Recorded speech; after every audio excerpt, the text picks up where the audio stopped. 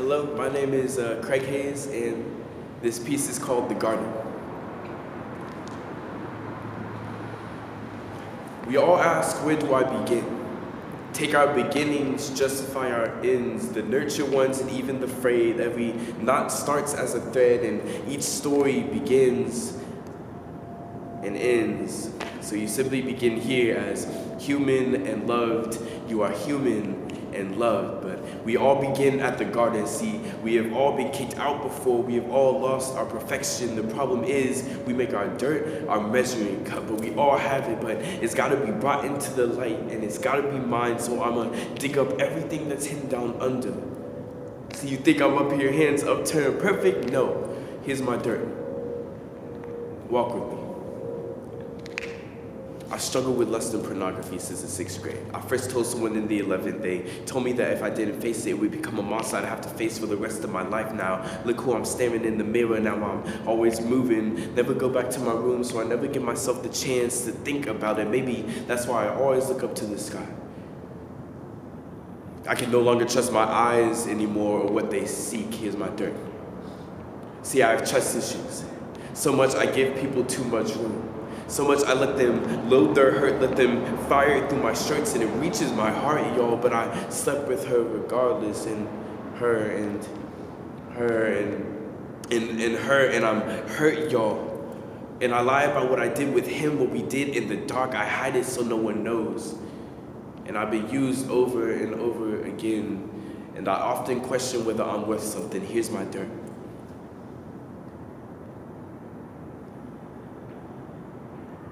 I've been manipulative. I can be. I've seen the worst sides of myself, and it scares me because I'm good at it. See, I abuse relationships. I limit them to my attention span, got what I wanted and ran and leave them wandering. And I'm full of resentment, but I haven't figured out how to face it. I'm angry, but I'll only smile in your face, and I sink back into depression every now and then. And I'm full of insecurity and shame and doubt. Here's my dirt. We all have it. Share it. But can I propose we actually began as soil?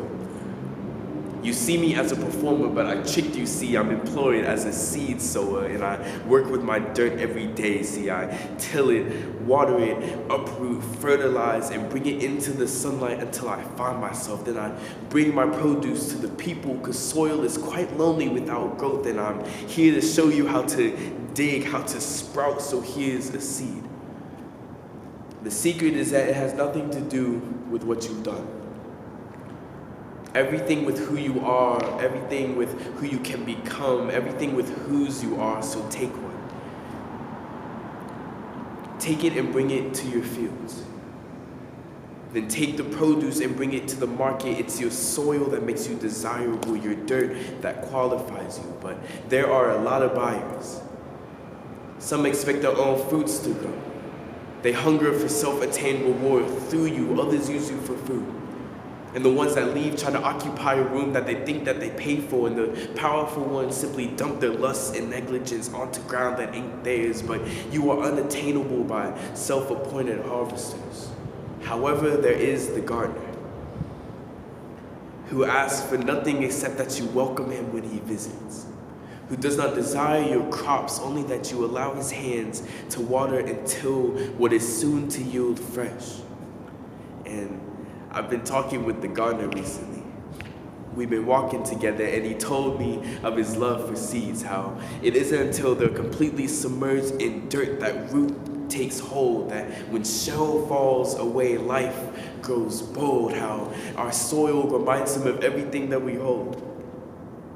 Of messy days and old habits, of broken spinal cords and snapped courage, of beautiful voices and silenced choices, of brilliant souls and abandoned homes, of the good lost and bold. See, those things carry a stench that carries.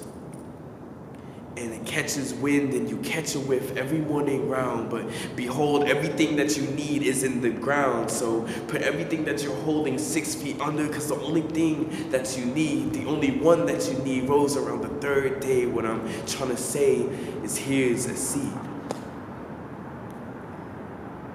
But there are Goliaths in your shadows, and mountains that keep casting them. They rage and tear apart your hope and peace sitting atop your dreams, and you can't do it alone. You can't win alone, so don't.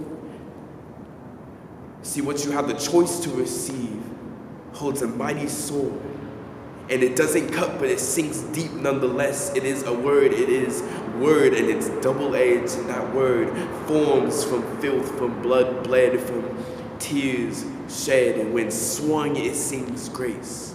When sheathed it announced mercy, when molded it demonstrated love. So open your hands and receive. I'm not telling you to believe, only that you take a second look at what you keep. It is exactly the reason why you are worth kingdoms, why you are desired by the gardener, why you are worth the king's attention. So allow him to begin digging.